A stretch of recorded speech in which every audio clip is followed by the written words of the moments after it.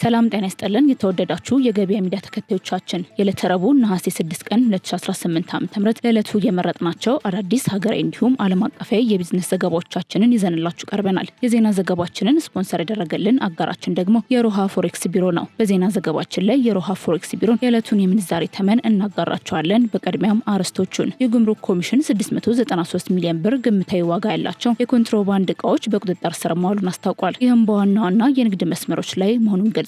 ሙሉ መረጃውን የምንነግራችሁ ይሆናል። በኢትዮጵያ በውርስ ወይንም በስጦታ በሚገኙ ገቢዎች ላይ አዲስ የታክስ አይነት ሊጣል መሆኑ ተገልጿል። የምትሰሙት ይሆናል። የኢትዮጵያ ብሔራዊ ባንክ በዛሬው የውጭ ምንዛሬ ጨረታ ለንግድ ባንኮች 125 ሚሊዮን የአሜሪካን ዶላር ለማቅረብ መወሰኑን አስታውቋል። ቀደም ሲል ያቀርብ ከነበረው 25 በመቶ ጭማሪ እንዳለውም ተገልጿል። ሙሉ መረጃውን በዝርዝር ይዘነዋል። የዓለም ትልቁ የባትሪ ማከማቻ ማዕከል ስራ መጀመሩ ወደ እናንተ የምናደርሰው ሌላው መረጃችን ነው። ወደ ዜናዎቹ አለፍን። በ2 ሚሊዮን 700 ሺህ ብር አጠቃላይ ዋጋ የመኖሪያ አፓርትመንት ጫካ ፕሮጀክት አካባቢ መገናኛ ላይ በፍጥነትና በጥራቱ ከሚታወቀው ከቴምር ፕሮፐርቲስ ስቱዲዮ በ2 ሚሊዮን 700 ሺህ ብር አጠቃላይ ዋጋ፣ ባለ 1 መኝታ በ4 ሚሊዮን 400 ሺህ ብር አጠቃላይ ዋጋ፣ ባለ 2 መኝታ በ6 ሚሊዮን 700 ሺህ ብር አጠቃላይ ዋጋ እንዲሁም ባለ 3 መኝታ በ8 ሚሊዮን 300 ሺህ ብር አጠቃላይ ዋጋ ይዞላችሁ መጥቷል። ይህ ዋጋ 100% ለሚከፍሉ ደንበኞች ሲሆን 20%ን ከፍላችሁ ቀሪውን 80% በ17 ዙር ከፍላችሁ የምታጠናቅቁበትን እድል አመቻችቶላችኋል። 40%ን ቀድማችሁ ከከፈላችሁ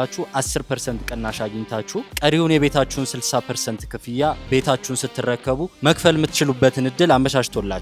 በተጨማሪም በሳር ቤት፣ በቡልጋሪያ እንዲሁም በካዛንቺስ አዋሬ ላይ ከባለ 1 እስከ ባለ 3 መኝታ አፓርትመንቶችን በ30% ቅናሽ ማግኘት ይችላሉ። የንግድ ሱቅ ለምትፈልጉ ደንበኞች ከ500 ሺህ ብር ጀምሮ ቅድመ ክፍያ በቃሊቲ፣ በቡልጋሪያ እና በሳር ቤት የንግድ ሱቅ አማራጮችን ማግኘት ይችላሉ።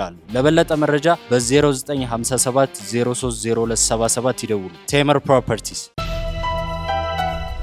693 ሚሊዮን ብር ግምታዊ ዋጋ ያላቸው የኮንትሮባንድ እቃዎች በቁጥጥር ስር ዋሉ። የጉምሩክ ኮሚሽን ከሐምሌ 23 እስከ ሐምሌ 29 ቀን 2018 ዓ.ም ባደረገው ክትትል 648.4 ሚሊዮን ብር የገቢ የኮንትሮባንድ እቃዎችና 44.6 ሚሊዮን ብር የወጪ በድምሩ 693 ሚሊዮን ብር ግምታዊ ዋጋ ያላቸው የኮንትሮባንድ እቃዎች በተለያዩ ቅርንጫፍ ጽህፈት ቤቶች ተይዘዋል ብሏል። በቁጥጥር ስር ካሉት የኮንትሮባንድ እቃዎች መካከል አዳዲስና ልባሽ ጨርቆች፣ ኤሌክትሮኒክስ፣ የግብርና ምርቶች፣ አደንዛዥ እጾች፣ መድኃኒት፣ ማዕድናት፣ ነዳጅ፣ የቁም እንስሳትና የውጭ ሀገር ገንዘቦች ይገኙበታል። በተጠቀሰው የጊዜ ገደብ የገቢና የውጭ ኮንትሮባንድን በመቆጣጠር አዋሽ፣ ድሬዳዋና ጅጅጋ ጉምሩክ ቅርንጫፍ ጽህፈት ቤቶች ቀዳሚውን ስፍራ ሲይዙም በቅደም ተከተላቸው 153 ሚሊዮን፣ 109 ሚሊዮን እና 106 ሚሊዮን ብር ግምታዊ ዋጋ ያላቸው የኮንትሮባንድ እቃዎችን መያዝ ችለዋል። የኮንትሮባንድ እቃዎቹ በጉምሩክ ኮሚሽን ሰራተኞች፣ በፌዴራል ፖሊስ፣ በክልል ፖሊስ አባላትና ህብረተሰቡ ባደረጉት የጋራ ጥረት በፍተሻ በጥቆማና በበረራ የተያዙ ሲሆን የኮንትሮባንድ እቃዎቹን ሲያዘዋውሩ የተገኙ 30 ተጠርጣሪዎችና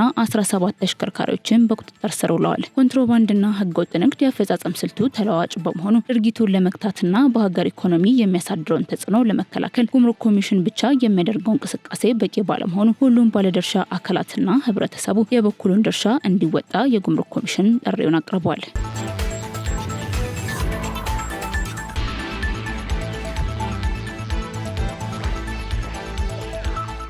በኢትዮጵያ በውርስና ስጦታ ላይ አዲስ ታክስ ሊጣል ነው። በኢትዮጵያ በውርስ ወይንም በስጦታ በሚገኙ ገቢዎች ላይ አዲስ የታክስ አይነት ሊጣል መሆኑ ተገልጿል። ከ1 ሚሊዮን ብር በላይ የሆኑ የውርስና የስጦታ ገቢዎች ለዚህ ታክስ እንደሚዳርጉ ተመልክቷል። ዓለም አቀፉ የገንዘብ ተቋም IMF የ5ኛውን ዙር የኢትዮጵያ ኢኮኖሚ ሪፎርም ግምገማ ተከትሎ ይፋ ባደረገው ባለ 132 ገጽ ሙሉ ሪፖርት እንደጠቆመው የሀገሪቱ የታክስ መሰረት በጣም ጠባብ በመሆኑ መንግስት በየዓመቱ የሀገር ውስጥ ገቢውን ለማሳደግ አዳዲስ የታክስ አይነቶችን ለመተግበር አቅዷል።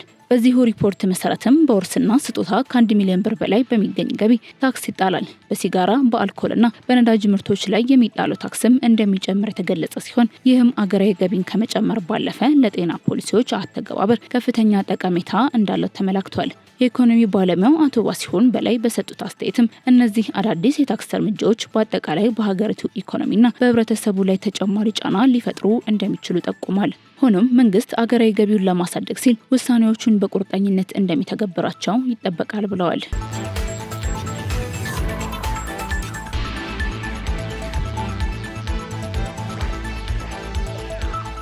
ያለደረሰኝ የሚደረጉ ግብይቶችን ለማስቀረት በተሰራው ስራ ከፍተኛ ገቢ ማግኘት መቻሉ ተገለጸ።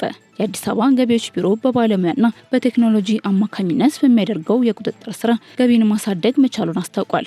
በተለይም ያለደረሰኝ የሚከናወኑ ግብይቶች ላይ ትኩረት ተሰጥቶ እየተሰራ በመሆኑ ለውጦች እየታዩ መሆኑን የገለጹት የአዲስ አበባ ገቢዎች ቢሮ የኮሚኒኬሽን ዳይሬክተር አቶ ሳውነት አየለ ናቸው። ያለደረሰኝ ግብይት በመርካቶ አካባቢ በስፋት ይስተዋል የነበረውን ችግር ለመቅረፍም የቁጥጥር ባለሙያዎችን የመመደብና የቴክኖሎጂ አሰራር ስርዓትን የመዘርጋት ስራ በመሰራቱ መሻሻሎች መኖራቸውን የጠቆሙት ዳይሬክተሩ ነገር ግን አሁንም ችግሩን ሙሉ በሙሉ ለማስቀረት ብዙ ስራ እንደሚጠበቅ ገልጸዋል። ለዚህም ሲባል በመርካቶ የሚገኙ ቅርንጫፍ ጽሕፈት ቤቶችን ከግብር አሰባሰብ ስርዓት በማውጣት በህግ ማስከበርና በቁጥጥር ስራ ላይ ብቻ ትኩረት እንዲያደርጉ የሚያስችል አደረጃጀት መፈጠሩን አስረድተዋል። ከመርካቶ በተጨማሪ የደረጃ ሀ ግብር ከፋዮች በብርሃንና ሰላም ማተሚያ ድርጅት አማካኝነት የሚታተሙ የእጅ በእጅ ደረሰኞችን ጥቅም ላይ እንዲያውሉ ከፍተኛ የህትመት ስራ እየተከናወነ መሆኑን ገልጸዋል። በ2018 በጀት ዓመት 690 በሚደርሱ ባለሙያዎች ላይ እርምጃ መወሰዱን ያስታወሱት አቶ ሳውነት በቁጥጥር ባለሙያዎች ላይ ካሜራ ቢገጠምም አሁንም የሚነሱ ቅሬታዎች በመኖራቸው በማስረጃ የተደገፉ ጥቆማዎች ሲገኙ እርምጃ እየተወሰደባቸው እንደሚገኝ ተናግረዋል።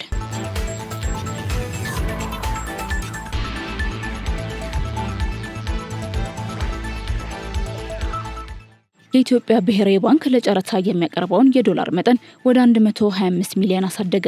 የኢትዮጵያ ብሔራዊ ባንክ በዛሬው የውጭ ምንዛሬ ጨረታ ለንግድ ባንኮች የ125 ሚሊዮን የአሜሪካን ዶላር ለማቅረብ መወሰኑን አስታውቋል። ይህም ባንኩ በቀድሞ የውጭ ምንዛሬ ጨረታ ካቀረበው 100 ሚሊዮን ዶላር በ25 በመቶ የጨመረ ሲሆን የብሔራዊ ባንኩ 25ኛ የውጭ ምንዛሬ ጨረታም ነው። ጨረታው ዛሬ ነሐሴ 6 ቀን 2018 ዓ.ም የሚካሄድ ሲሆን ንግድ ባንኮች ከጠዋቱ 4 ሰዓት እስከ 6 ሰዓት ድረስ ጨረታ ያቀርባሉ። የጨረታው ውጤት ደግሞ ከሰዓት 9 ሰዓት ላይ ይፋ እንደሚሆን ተገልጿል። የዶላር አቅርቦቱን የመጨመር ውሳኔው የብሔራዊ ባንኩ በ2019 ዓ.ም የመጀመሪያው ሩብ ዓመት በአራት የውጭ ምንዛሬ ጨረታዎች በድምሩ 500 ሚሊዮን ዶላር ለንግድ ባንኮች ለማቅረብ ካስቀመጠው እቅድ ጋር የተያያዘ ነው።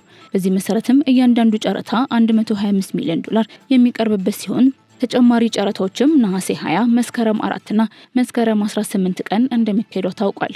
ባለፈው ሰኔ 17 ቀን 2018 ዓ.ም በተካሄደው ጨረታ 14 ንግድ ባንኮች 160.5 ሚሊዮን ዶላር የሚያስፈልጋቸውን ጨረታ ያቀረቡ ሲሆን ብሔራዊ ባንኩ ያቀረበውን 100 ሚሊዮን ዶላር ሙሉ በሙሉ መመደቡ ተገልጿል። ከተሳተፉት ባንኮች ውስጥም 9 ዶላር እንዲመደብላቸው ተደርጓል። በዚያ ጨረታም የመጨረሻ የጨረታ ምንዛሬ ተመን ሆነ አማካይ የጨረታ ምንዛሬ ተመን 1 ዶላር በ157 ብር ተመዝግቧል። ይህ የዶላር ፍላጎት ከሰኔ 9 ቀን 2018 ዓ.ም ከተካሄደው ቀደምት ጨረታ ያነሰ ነበር። በዚያም ወቅት ባንኮች ለቀረበው 100 ሚሊዮን ዶላር 236.3 ሚሊዮን ዶላር የሚያደርስ ፍላጎት አሳይተው ነበር። በ2017 ዓ.ም የተጀመረው የገበያ መር የምንዛሬ ተመን ስርዓትን ተከትሎ ብሔራዊ ባንኩ የውጭ ምንዛሬ ጨረታዎችን ለንግድ ባንኮች ዶላር ከሚመደብባቸው ዘዴዎች አንዱ አድርጎ ተጠቅሞታል። የዛሬው ጨረታ ውጤት ባንኮች ያቀረቡትን የውጭ ምንዛሬ ፍላጎትና 125 ሚሊዮን ዶላሩ የሚመደብ በትን የምንዛሬ ተመን በግልጽ የሚያሳይ ይሆናል ተብሎ ይጠበቃል።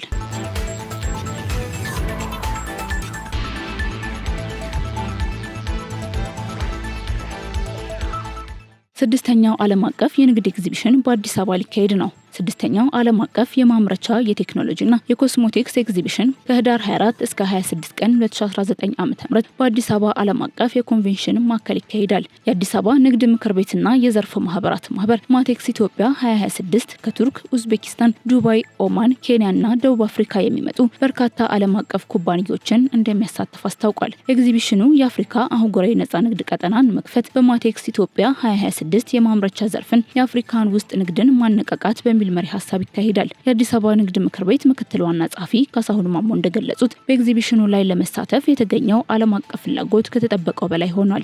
እስካሁን ከቱርክና ኡዝቤኪስታን ወደ 50 የሚጠጉ የንግድ ድርጅቶች በየሀገራቸው ተሳትፏቸውን ሲያረጋግጡ ከዱባይ ደግሞ 20 ኩባንያዎች ተሳትፏቸውን ማረጋገጣቸው ተገልጿል። ከሌሎች ሀገራት የሚመጡ ተሳታፊዎችን የማረጋገጥ ሂደትም ቀጥሏል። ኤግዚቢሽኑ የሀገር ውስጥ የግል ዘርፍን ለማጠናከርና አካታች ኢኮኖሚያዊ እድገትን ለማበረታታት ለጥቃቅን አነስተኛና መካከለኛ ድርጅቶች እንዲሁም ለጀማሪ ስራ ፈጣሪዎች ልዩ የተሳትፎ እድልን ይሰጣል። በኢትዮጵያ ስራ ፈጠራ ልማት ኢንስቲትዩት አመቻችነት ለሚሳተፉ የሀገር ውስጥ ኢንተርፕራይዞችና ጀማሪ ስራ ፈጣሪዎችም የተደጎመ የተሳትፎ ክፍያና ምርቶቻቸውን የሚያሳዩበት ልዩ የኤግዚቢሽን ቦታ ይዘጋጃል ተብሏል። ለ3 ቀናት የሚካሄደው ዝግጅት የምርት ማሳያዎችን ብቻ ሳይሆን የንግድ ለንግድ ግንኙነትና የንግድ ማጣመሪያ መድረኮችን፣ የፋይናንስ መድረኮችና በአፍሪካ አህጉራዊ ነጻ ንግድ ቀጠና ስር የአፍሪካ ውስጥ ንግድን ለማሳደግ የሚያግዙ ልዩ ውይይቶችን ጥናትንም እንደሚያካትት ተገልጿል።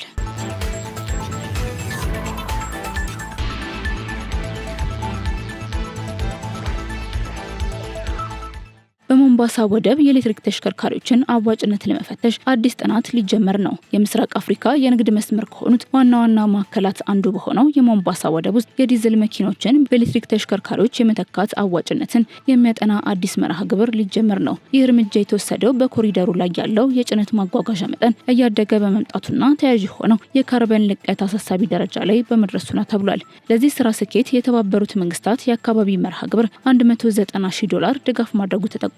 በጥናቱ ሰፊ ተሳትፎ ከሚያደርጉት መካከልም የሰሜኑ ኮሪደር የትራንስፖርት አስተባባሪ አካልና የኬንያ ወደቦች ባለስልጣን ይገኙበታል። ጥናቱ በወደቡ ውስጥ የሚንቀሳቀሱ ተሽከርካሪዎችን በኤሌክትሪክ አማራጮች ለመተካት ያለውን ቴክኒካዊ አዋጭነት ይመረምራል ተብሎ ይጠበቃል። ይህ ጥናት የምስራቅ አፍሪካን የንግድ መስመር ለኤሌክትሪክ ተሽከርካሪዎች ለማዘጋጀትና እስከ 2050 የተጣራ የካርበን ልቀት መጠንን ወደ ዜሮ ለማድረስ ለታለመው አረንጓዴ የትራንስፖርት ስትራቴጂ መሰረትን የሚጥል ነው ተብሏል።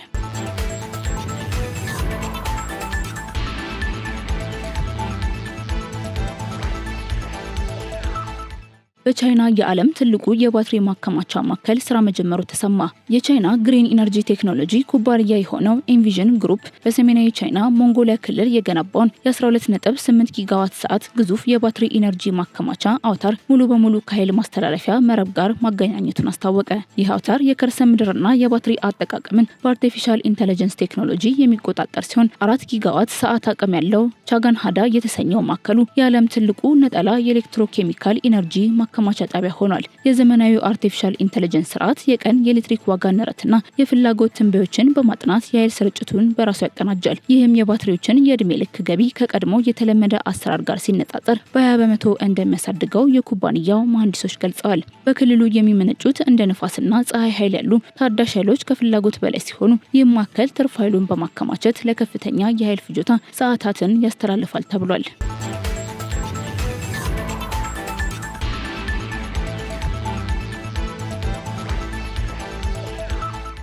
በመጨረሻም የሮሃ ፎሬክስ ቢሮ የዕለቱን የውጭ ምንዛሬ ተመን እናጋራቸዋለን። በዚህም የአሜሪካን ዶላር በ178 ብር ከ7 ሳንቲም እየተገዛ በ181 ብር ከ63 ሳንቲም እየተሸጠ ይገኛል። የእንግሊዝ ፓውንድ በ230 ብር ከ51 ሳንቲም እየተገዛ በ235 ብር ከ12 ሳንቲም እየተሸጠ ይገኛል። ዩሮ በ200 ብር ከ31 ሳንቲም እየተገዛ በ204 ብር ከ31 ሳንቲም እየተሸጠ ይገኛል። የስዊስ ፍራንክ በ215 ብር ከ72 ሳንቲም እየተገዛ በ220 ብር ከ3 ሳንቲም እየተሸጠ ይገኛል። የደቡብ አፍሪካ ራንድ በ9 ብር ከ13 ሳንቲም እየተገዛ በ9 ብር ከ31 ሳንቲም እየተሸጠ ይገኛል። የአረብ ኤምሬትስ ድርሃም በ47 ብር ከ82 ሳንቲም እየተገዛ በ48 ብር ከ77 ሳንቲም እየተሸጠ ይገኛል። የአውስትራሊያ ዶላር በ115 ብር ከ62 ሳንቲም እየተገዛ በ117 ብር ከ93 ሳንቲም እየተሸጠ ይገኛል። የሳውዲ ሪያል በ46 ብር ከ44 ሳንቲም እየተገዛ በ47 ብር ከ36 ሳንቲም እየተሸጠ ይገኛል። የቻይና ዩዋን በ24 ብር ከ80 ሳንቲም እየተገዛ በ25 ብር ከ29 ሳንቲም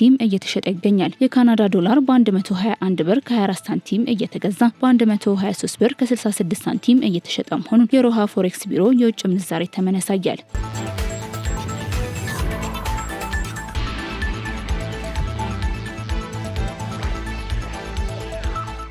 ውድ የገበያ ሚዲያ ተከታዮቻችን ለዕለቱ እየመረጥናቸው የሀገር አቀፍና ዓለም አቀፍ የቢዝነስ ዘገባዎቻችን እነዚህን ይመስላሉ። መልካም ቀን ይሁንላችሁ።